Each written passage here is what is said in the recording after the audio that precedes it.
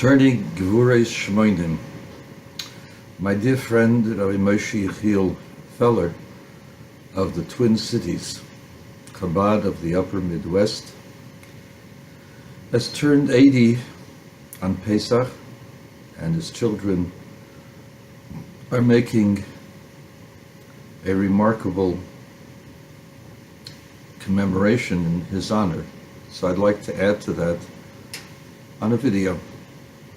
My first meeting with Rabbi Feller was actually when I was 11 years old and he was 20. It goes back 60 years. It was Lag BaOmer. Lag BaOmer that year turned out to be on Sunday. And my uncle's brother, Rabbi Springer, of blessed memory, came to my house and said, Moshe, there's a parade, you have to come. And he pulled me and my sister out. And being that we were not part of the Mesibah Shabbos, the Shabbos groups that the boys, the Bochrim, organized throughout the city, he put us together with some kids from Queens. So I was one of 5 boys from Queens, or 6 boys from Queens, and I carried a sign from Queens. And of course, they brought us to Prospect Park, and there was food, and then there were people speaking, and we had heard from the Rebbe addressed us, and although, I'll be honest with you, I was quite bored, nonetheless, the actual effect of being among 5,000 Jewish kids made an impact on me, so that the next year, at Lag BaOmer, I was waiting for coming to the parade. Of course, it wasn't on a Sunday, and I didn't know that secret. But I was disappointed. And it was Rabbi Feller who had made the organization, put things together, and at the last minute was able to take some straggling kid from Crown Heights and put him into a group that was from Queens. And that was my first contact with this short fellow with a little beard from the Twin Cities. I didn't know he was from the Twin Cities, I just saw him briefly. Fast forward 9 years, and despite my non-interest, somehow or other, I came to Eretz Yisrael when I was before my 18th birthday, and somehow or other God had directed me to go to Kfar Chabad and to become part of the Chabad family, the extended family. I had relatives in Kfar Chabad, and it wasn't something that I intended to do, but just something that happened. And of course I stayed, and I stayed for now 53 years. That Rosh Hashanah, I was 20, it was 1966, and I was part of the groups that would walked around to the synagogues to make Freilich. And I was told that there was a place called the Flatlands, and the Flatlands were over 6 miles away. And of course, I wanted to go the furthest distance, and this was the furthest distance. It was over 6 miles. It took about an hour and a half to get there. And the Flatlands was a group of projects of the city of New York, where there were a lot of Jews who lived in those projects.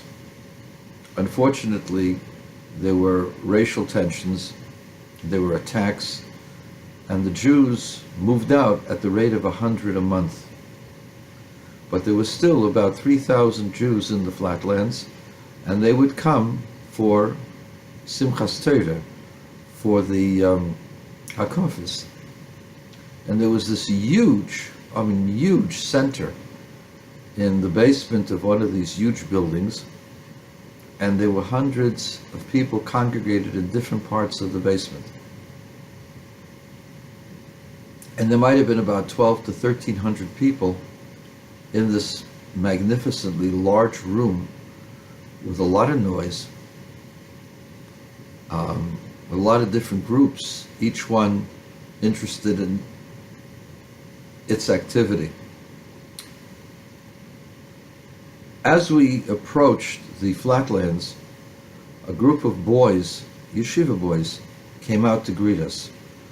But they weren't greeting the Lubavitcher boys, they were greeting Rabbi Feller, because he had been there the year before, and they were his Hasidim. He had made a profound impact on them, and they wanted to dance with Rabbi Feller. Rabbi Feller was up ahead. I didn't speak to him. I spoke to my dear friend Gimpel Hirsch, who owns the flower shop in Crown Heights, and we spoke the whole way. And but Rabbi Feller was this ethereal guy who had gone out on shlichus in the early 60s, and now it's 1966. He's 29 years old, and he has these Hasidim from the flatlands coming to greet him. And they were singing and dancing with him as he entered the flatlands makeshift synagogue. At first we davened mincha, and then it was imperative to try to say something about the Yom Tov. So they placed Rabbi Feller on a chair or a table, because of course he was not very tall, but his voice was authoritative and carried,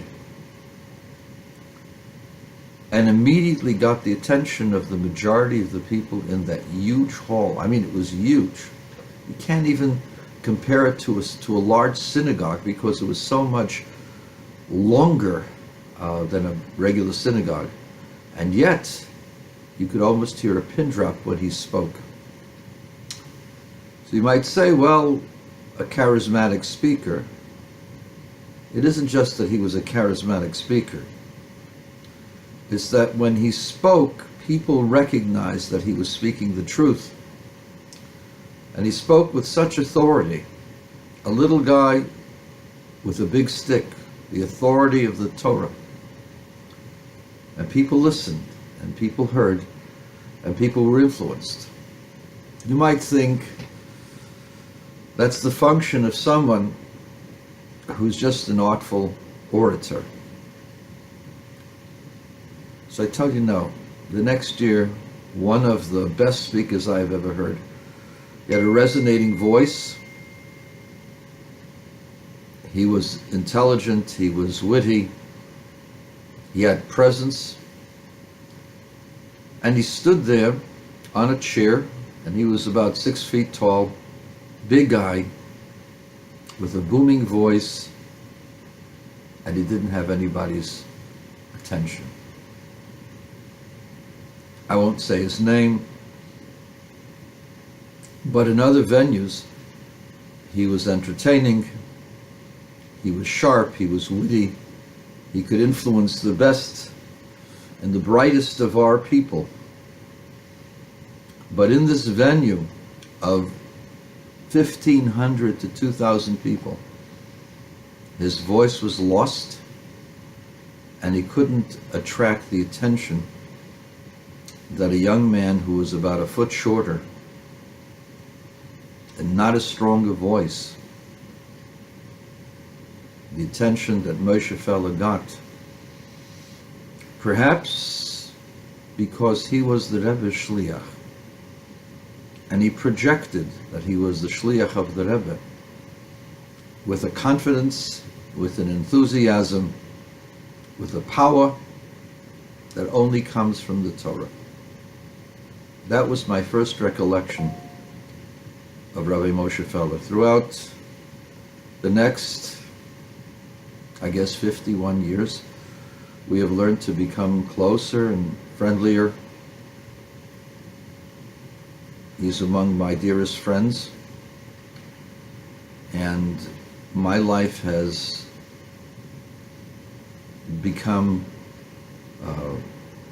wonderfully enhanced as a result of our contact and our personal communication.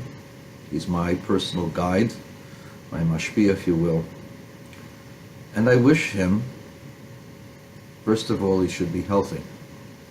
Take care of those teeth, Rav Moshe.